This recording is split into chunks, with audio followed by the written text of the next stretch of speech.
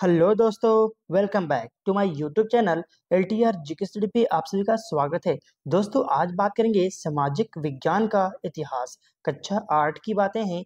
जो हमारा अध्याय लास्ट होने वाला है, 8 अध्याय 8 है, वो है राष्ट्रीय आंदोलन का संगठन।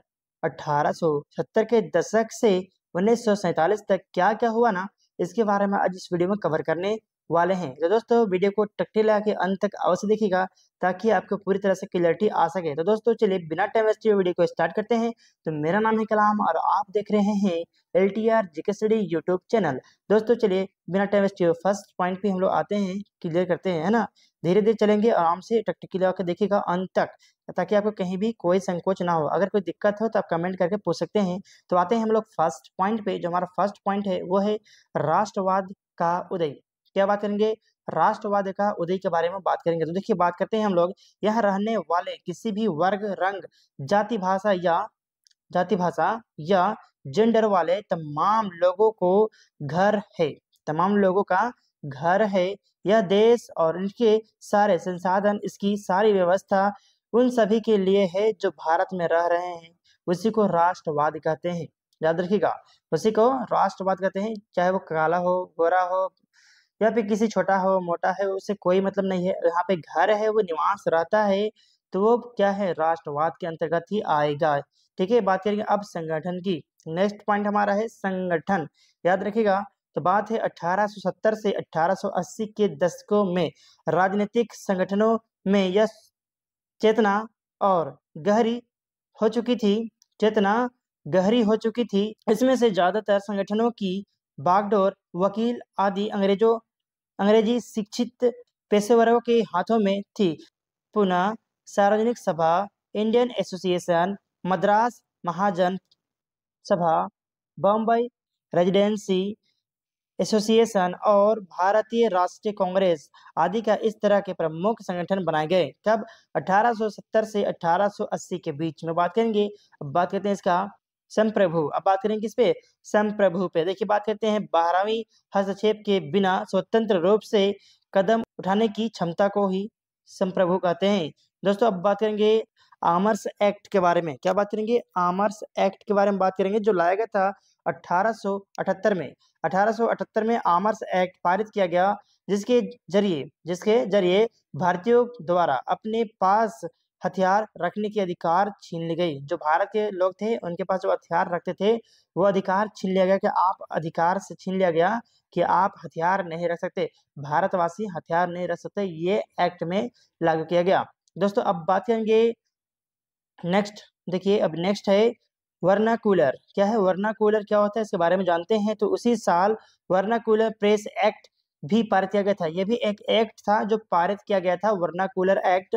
ठीक है, जिसमें सरकार की आलोचना करने वालों को पूरा चुप कराना जा सके। जो आलोचना सरकार के खिलाफ बोले, उसको चुप कराया जा सके, इसके लिए वर्नाकुलर एक्ट लाया गया था। अब नेक्स्ट बात करेंगे दोस्तों। देखिए, अब क्या है, इल्बर्ट बिल। अब बिल लाया गया, तो फिर 1883 में सरकार ने इल्बर्ट बिल लागू करने का प्रयास किया था। एक इल्बर्ट बिल था, उसको लागू करने का प्रयास किया था। कब लाया था? तो 1883 में। बात करेंगे इसको लेकर काफी हंगामा हुआ था। किसको? तो इल्बर्ट बिल को लेकर के काफी हंगामा हुआ था। इस विधेयक में प्रावधान किया गया था कि भारतीय न्यायाधीश भी ब्रिटिश या यूरोपीय व्यक्तियों पर मुकदमा चला सकता है। ये बिल था। ठीक है, याद रखिएगा। अब बात करते हैं भारतीय राष्ट्रीय कांग्रेस की स्थापना होता है। तो बात करेंगे 1885 में देश भर के 72 प्रतिनिधियों ने मुंबई में सभा करके भारतीय कांग्रेस की स्थापना करने का फैसला किया था। कितने? 72 प्रतिनिधि थे जिन्होंने कांग्रेस की स्थापना किया था। ठीक है, भारतीय राष्ट्रीय कांग्रेस की। अब बात करते हैं गठन के प्रारंभिक नेता कौन कौन थे, इसके बारे में जानते हैं। तो बात करते हैं पहला, दादा भाई नौरोजी। कौन? दादा भाई नौरोजी। फिरोज शाह मेहता। उसके बाद है डब्ल्यू उसके बाद है सी बैनर्जी। उसके बाद बात करेंगे सुरेंद्र नाथ बनर्जी। उसके बाद बात करेंगे रोमेश चंद्र दत्त और है एस सुब्रमण्यम आर्य। उसके बाद है बदरुद्दीन तैयब जी एवं अन्य प्रमुख मुंबई और कोलकाता के ही थे। बात करेंगे ब्रिटिश अफसर एओ होम, जो ब्रिटिश अफसर था एओ होम था, वो क्या कहता है सुनिएगा। अब बात करेंगे भारत उभरता हुआ भारत के बारे में जान करते हैं। क्या जानते हैं भारत को उभरता हुआ भारत के बारे में? तो कांग्रेस ने सरकार और शासन में भारतीयों को ज्यादा गहन दिया जाने के लिए आवाज उठाया। कौन उठाया आवाज? तो बात करेंगे, देखिए आगे मिलेगा। ठीक है, कांग्रेस का आग्रह था कि किसका? कांग्रेस का आग्रह था कि विधान परिषदों में भारतीयों को ज्यादा से ज्यादा, ठीक है याद रखिएगा, ज्यादा से ज्यादा दी जाए। बात करेंगे पारिषदों को ज्यादा अधिकार दिया जाए और सरकार में भारतीयों को उच्च पद दिया जाए। इस काम के लिए, किस काम के लिए? इस काम के लिए उसे मांग की सिविल सेवा के लिए लंदन के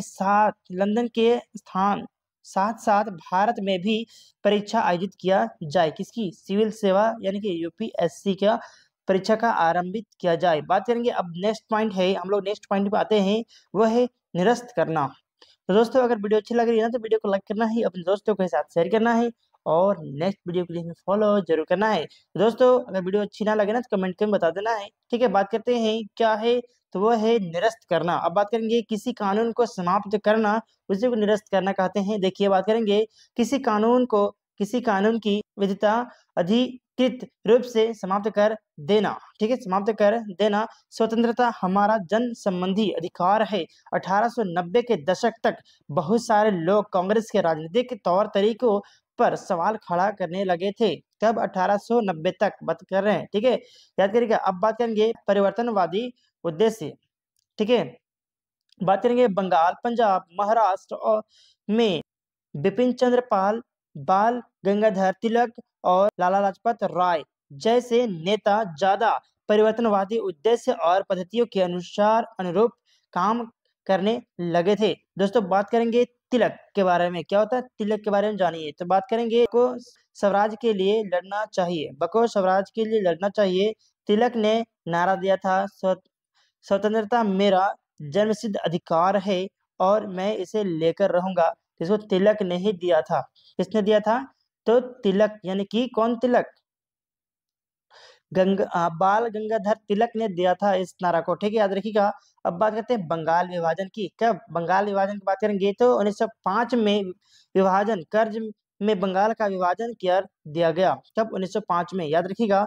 उस उस वक्त बंगाल ब्रिटिश भारत का सबसे बड़ा प्रांत था। ब्रिटिश भारत का सबसे बड़ा प्रांत था कौन? तो बंगाल, याद रखिएगा। ठीक है, अंग्रेजों का कहना था कि प्रारंभिक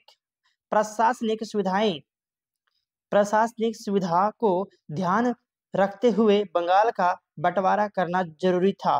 पूर्वी बंगाल को अच्छा न करने अलग करने के पीछे अंग्रेजों का मुख्य उद्देश्य ये रहा होगा कि बंगाली राजनेताओं के प्रारंभ पर अंकुश लगाया जा सके, बंगाली जनता को बांट दिया जाए। बंगाल के विभाजन से देश भर में गुस्से की लहर फैल गई। ठीक है, गुस्से की लहर फैल गई। मध्यमार्गी और आमूल परिवर्तनवादी कांग्रेस के सभी धड़ों ने इसका विरोध किया। याद रखिएगा, किसका? बंगाल विभाजन का। अब बात करते हैं विशाल विशाल जनसभाओं का आयोजन किया गया और जुलूस निकाले गए। उस समय ही बात करेंगे जनप्रतिनिधियों के नए नए रास्ते ढूंढे गए। इससे जो संघर्ष उपजा उसे स्वदेशी आंदोलन के नाम से जाना जाता है। ठीक है, याद रखिएगा। आंध्र के डेल्टा इलाकों में इसे वंदे मातरम आंदोलन के नाम से जाना जाता है। बात करते हैं, देखिए नेक्स्ट पॉइंट पे। स्वदेशी आंदोलन ने ब्रिटिश शासन का विरोध किया और स्वयं सहायता स्वदेशी उद्देश्यों, राष्ट्रीय शिक्षा और भारतीय भाषा के उपयोग को बढ़ावा दिया। ठीक है, याद रखिएगा। अब बात करते हैं 1906 में मुस्लिम के ऑल इंडिया मुस्लिम लीग का गठन किया गया। कब? 1906 में, याद रखिएगा। 1907 में कांग्रेस टूट गया। क्या हुआ? अब कांग्रेस 1907 में टूट गया। ठीक है, 1905 में बंगाल का विभाजन हुआ और 1906 में ये मुस्लिम लीग का स्थापना हो गया और कांग्रेस 1907 में टूट गया। उसके बाद बात करेंगे क्रांतिकारी हिस्सा। अब कौन कौन से बच्चे क्रांतिकारी हिस्सा के बारे में जानते हैं। समाज में आमूल बदलाव करने के लिए हिंसा का प्रयोग करना शुरू कर दिया लोगों ने। बात करेंगे अब परिषद पे बात करेंगे। क्या है परिषद में बात करते हैं तो प्रशासनिक सलाहकारी या प्रातिनिधिक दायित्व को निभाने वाले मनोनीत या निर्वाचित संस्था है। बात करेंगे नेक्स्ट है जन राष्ट्रवाद का उदय। क्या बात करेंगे जन राष्ट्रवाद का उदय के बारे में बात करेंगे। देखिए बात करते हैं किसान, आदिवासी, विद्यार्थी और महिलाएं बड़ी संख्या में इस आंदोलन से जुड़ते हैं। कई बार औद्योगिक मजदूरों ने भी आंदोलन में योगदान दिया। 20 के दशक से कुछ खास व्यवसायिक समूह भी कांग्रेस को सक्रिय समर्थन देने लगे थे।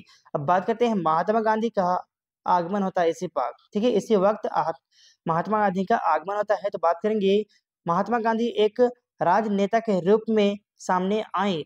गांधी जी 46 वर्ष की उम्र में 1915 में दक्षिण अफ्रीका से भारत लौटे थे। तब तो 1915 में, और वो भी कितने साल के थे उस समय, 46 साल के थे। वे वहां पर नस्ल भेदी पाबंदियों के खिलाफ अहिंसक आंदोलन चला रहे थे और राष्ट्रीय स्तर पर उनकी अच्छी मान्यता थी। लोग उनको आदर करते थे। किसका? महात्मा गांधी को आदर करते थे। देखिए अब बात करते हैं कुछ पॉइंट। देखिए याद रखिएगा इसको। 1915 में महात्मा गांधी भारत लौटे। कहाँ से? तो अफ्रीका से। ठीक है, याद रखिएगा। कहाँ से? दक्षिण अफ्रीका से भारत लौटे। उसके बाद बात करेंगे 1916 में बिहार के चंपारण इलाके का दौरा किया। कौन? महात्मा गांधी। उसके बाद 1917 में गुजरात के खेड़ा जिले से किसानों की मदद करने के लिए सत्याग्रह आंदोलन चलाया। उसके बाद बात करेंगे 1918 में अहमदाबाद से सूती कपड़ा कारखानों के मजदूरों की हड़ताल का सफलतापूर्वक नेतृत्व किया। ठीक है दोस्तों, अब नेक्स्ट पॉइंट पे चलते हैं हम लोग। ध्यान दीजिएगा, है ना। ये हमारे महात्मा गांधी की तस्वीरों को दिखाते हैं क्योंकि ये बहुत ही इंपॉर्टेंट है हम लोग के लिए, है ना। अब बात करते हैं नेक्स्ट है, क्या है? Rowlatt act. दोस्तों नेक्स्ट वीडियो में बात करेंगे रॉलेट एक्ट के बारे में, भाग 2 में देखने को मिलेगा। दोस्तों आज के लिए इतना ही। अगर वीडियो अच्छी लगी है ना तो वीडियो को लाइक करना है, अपने दोस्तों के साथ शेयर करना है, और तो और नेक्स्ट वीडियो के लिए, नेक्स्ट पार्ट के लिए हमें फॉलो जरूर करना है। तो दोस्तों आज के लिए इतना ही। तब तक के लिए जय हिंद, वंदे मातरम।